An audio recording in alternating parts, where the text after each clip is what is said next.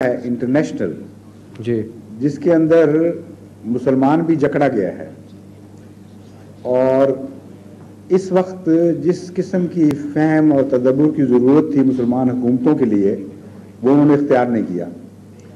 اگر وہ اختیار کرتی تو مالی لحاظ سے وہ اس بات کی اہل ہو چکی تھیں کہ وہ ایک اسلامی غیر سودی نظام جاری کرتی، اور جس طرح ان کے سودی بینک اسلامی ممالک میں کام کرتے رہے بلکہ دنیا میں ہر جگہ پہنچ گئے، ان کے غیر سودی بینک بھی اگر وہ اسلامی تعلیم کے مطابق تدبر سے کام لیتی تو ان کے ممالک میں جاری ہو سکتے تھے اور بہتر اقتصادی نظام کے نمونے دکھا سکتے تھے۔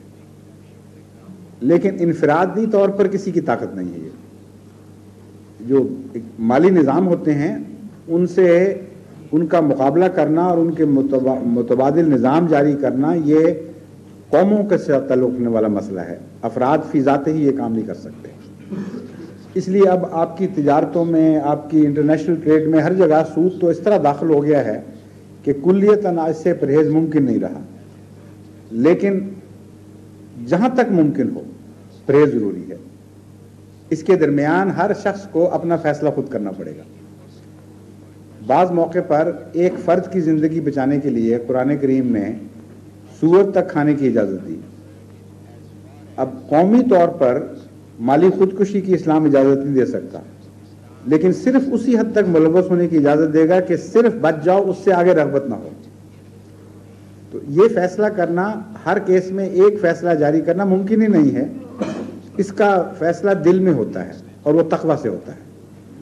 جس شخص کو اللہ اور رسول سے محبت ہے، اس کے دین سے محبت ہے، وہ ہر قدم پر ایک فیصلہ دل میں کر سکتا ہے کہ واقعی میں مجبور ہوں، کیا میں اوائڈ نہیں کر سکتا اس چیز کو، کیا کم از کم زندگی کی ضروریات کی خاطر میں یہ لے رہا ہوں یا عیاشی کے لیے اور دولت بڑھانے کے لیے محض لے رہا ہوں۔ اس لیے یہ سوال اٹھیں گے ہر دل میں، اور اس کے جو جواب ہوں گے ان کی صحت یا غلطی کا جو فیصلہ ہے وہ تقویٰ سے ہوگا۔ اس لیے میں تو جاری نہیں کر سکتا، آپ کو اصول میں نے بتا دیے ہیں، فیصلہ اپنا خود کیجیے۔ شکریہ۔ فرمائیے۔ عبداللطیف رمیش نام ہے، رمیش السلام علیکم۔ وعلیکم السلام ورحمۃ اللہ۔ عبداللطیف رمیش جی، مجھے رمیش کے نام سے، مطلب کیا ہے رمیش کا؟ رمیش کا مطلب یہ ہے کہ مجھے فلمی دنیا میں بھیجا گیا تھا۔ کس میں بھیجا گیا تھا؟ جی فلمی دنیا؟ جی فلم۔ رمیش کا مطلب زیادہ کھانے والا تو نہیں نا؟ نہیں، میں اس وقت آنا تھا کھانا کھانے کے لیے بھی، لیکن میں اچانک ہی مجھے رپورٹ ڈاکٹر کی مل گئی تھی کہ میں بیمار ہوں، اچھا، تھوڑا ڈائبٹیز کی وجہ سے اس نے مجھے سب کچھ منع کر دیا تھا۔ اچھا، اس لیے تب میں نہیں آیا تھا۔ میں ضمن میں بتا دوں جن دوستوں کو علم نہیں، یہ جس طرح ہوتے ہیں نا بعض فن کے ماہر، یہ کھانے کے کلہاٹیے مشہور ہیں، اور ان کا خیال یہ تھا کہ اس عمر میں بھی خدا کے فضل سے اتنی طاقت ہے ان میں کہ جوانوں کو ہرا دیں گے۔ تو میں نے ان کی بیگم صاحبہ تشریف لائیں ملنے کے لیے، کوئی کام تھا ان کو، ان سے میں نے پوچھا، میں نے کہا یہ بات ٹھیک کہتے ہیں، کوئی خطرہ تو نہیں ان کو؟ کہتی ہیں میری تو روٹیاں پکا پا کے کونیاں رہ گئی ہیں، آپ کیا خطرہ کہہ رہے ہیں؟ بے شک شوق سے شامل کریں، مگر وہ آ نہیں سکے مقابلے میں کیونکہ وہ ڈاکٹر نے منع کر دیا۔ اچھا ہوا نہیں، مجھے رپورٹ چونکہ مل گئی تھی اور میں ان دنوں میں کافی بیمار ہو گیا تھا، ورنہ میں میدان میں آتا۔ ٹھیک ہے۔ لوگ مجھے یہاں بھی بہت سے جانتے ہیں کہ جب میں میدان میں اترتا رہا ہوں، کافی اترتا رہا ہر بات میں۔ مات دیتے رہے لوگوں کو؟ جی، سب کو مات دیتے رہے ہیں مقابلے؟ بالکل جی، بالکل ٹھیک ہے، یہ میں نے بہت کچھ کیا ہوا ہے۔ بیماری کی حالت میں بھی یہ عالم ہے کہ بوٹیاں کھا کے ہانڈیاں خالی ہو گئی۔ ماشاء اللہ۔ اچھا، خیر بتائیے، فرمائیے، بات کیا کہنا؟ جی، میرا سوال یہ ہے کہ میں نے کبھی آپ کو نہ تو خطوط لکھے ہیں زیادہ تو نہ کچھ، کیونکہ میں جانتا ہوں آپ کو ہزاروں خطوط آتے رہتے ہیں، تو میں نے سوچا کہ بجائے اس کے کہ میں کوئی خطوط لکھتا رہوں اور جواب لیتا رہوں تو فائدہ کچھ نہیں، تو یہ سوچا تھا کہ کبھی موقع ملے گا تو میں خود بات کروں گا۔ ٹھیک ہے۔ تو آج اللہ تعالیٰ نے مجھے موقع دے دیا کہ میں آپ سے کچھ عرض کر کے پوچھ لوں۔ جی، سنائیے۔ चूँकि मेरा आना जाना कई आदमियों के पास है, कोई सुन्नी हैं, कोई हिंदू हैं, सिख हैं, इधर उधर, और वैसे ही मुझे जानते हैं कि मैं चूँकि उस फिल्म लाइन का आदमी हूँ तो मुझे शौक़ से भी बुला लेते हैं। तो मेरी आदत है कि कुछ ना कुछ मैं उनको थोड़ी थोड़ी तबलीग भी करता रहता हूँ।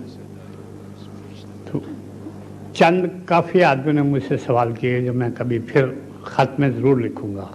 फिर बहुत खत पे आ गए आप जी। अब सवाल ये है कि मुझे चंद आदमियों ने कहा है कि आप अपने खलीफा साहब से पूछकर हमें बताइए कि ये जो आप कहते रहते हैं कि जी इस मरने के बाद अल्लाह ताला कब्रों में से उठाएगा, तो कौन सी कब्रें हैं? इन कब्रों में से या ऊपर कोई कब्रें हैं? अगर इनमें उठाएंगे तो फिर तो कितनों के सर फट जाएंगे, और किस हालत में वो उठेंगे, इसी जिस्म से या कि कोई और उनको जिस्म मिलेगा? जज़ाकल्लाह। आपने इसका जवाब क्यों नहीं दिया? आप तो सवाल जो आपकी मजालिस में आते रहे हैं, आपको पता है इस मज़मून पे मैंने बहुत दफ़ा गुफ्तगू की है, तो आपने उनको जवाब दे देना था खुद ही। फिर क्यों नहीं दिया? नहीं, मैंने तो नहीं उसका देखें, आपको पता है यहाँ मजालिस में तकरीबन 8-9 महीने मुसलसल बग़ैर नागे के चली हैं, और यहाँ के नौजवान यूरोप के मुख्तलिफ़ किस्म के इसी मौजू पे सवाल करते रहे हैं, और मैंने बहुत पहलुओं से इसका तफसीली जवाब दिया है। कुरान करीम से कतई तौर पर साबित है, इसमें कोई शक ही नहीं कि वो जो दुनिया है, दूसरी दुनिया, वो इस जिस्म की दुनिया नहीं है, वो रूहानी दुनिया है, और रूह की जो भी शक्ल खुदा बनाएगा वो ये जिस्म नहीं है। ये खुलासा है जवाब का। और कुरान करीम फरमाता है नुनशियुकुम फी मा ला तालमून, हम तुम्हें उठाएंगे एक ऐसी सूरत में कि तुम उसको जानते ही नहीं कि वो क्या है। तो क्या हम ये सूरत नहीं जानते अपनी? कुरान करीम खुला खुला कह रहा है, पता नहीं क्यों उलमा जिद कर रहे हैं कि यही जिस्म उठे इसी तरह। फरमाता है फी मा ला तालमून, तुम्हें पता ही नहीं कि वो शक्लें होंगी क्या जो हम तुम्हें देने वाले हैं। फिर ये ज़रा सोचें कि एक आदमी बेचारा काना है, एक लूला लंगड़ा है, एक अंधा है, किसी को चेचक के दाग हैं, किसी का जिस्म बिगड़ा हुआ है, कोई जवानी में फौत हो रहा है, कोई बचपन में फौत हो रहा है, कोई बहुत बुढ़ापे में। तो सारों के जिस्म जिस वक्त वो मरे हैं वही जिस्म है ना। अगर वो उठा दिए जाएं तो जन्नत का क्या नक्शा होगा? जो इस लंदन का वो उस लंदन का नक्शा। कोई लूला लंगड़ा को करचिस में पहुंच रहा है, वहाँ कोई बेचारा आंखों से माजूर फिर रहा है, कैसा तमस्कुर होगा। नाउज़ुबिल्लाह मिन ज़ालिक। रसूल अकरम सल्लल्लाहु अलैहि वसल्लम ने इस मसले को हमेशा के लिए हल खुद भी फरमा दिया, फिर भी उलमा गौर नहीं करते। हैरत है कि दिमाग में एक दफ़ा चीज़ घुस जाए उसको छोड़ने के लिए तैयारी नहीं होते। एक बुढ़िया हज़रत सल्लल्लाहु अलैहि वसल्लम की खिदमत में हाजिर हुई और जन्नत की बात हुई। उसने कहा या रसूलल्लाह मैं भी जन्नत में जाऊंगी। तो हज़रत सल्लल्लाहु अलैहि वसल्लम बाज़ दफ़ा बहुत पाकीज़ा मजाक फरमाते थे एक मसले की तरफ रोशनी डालने की खातिर। आपने फरमाया कोई बुढ़िया जन्नत में नहीं जाएगी। उसकी चीखें निकल गई बेचारी की डर के बारे में, या रसूलल्लाह मैं तो मारी गई। आप मुस्कराए तसल्ली दी कि नहीं नहीं नहीं, मतलब है कि कोई जन्नत में कोई बुरा नहीं होगा, खुदा जवानी की हालत में दाखिल करेगा, यानी बेहतरीन हालत में। तो वो जिस्म जो लेके मरी थी बुढ़िया, उसे उठाना था खुदा ने। फिर अगर रसूलुल्लाह अकरम सल्लल्लाहु अलैहि वसल्लम के ज़हन में यही बात होती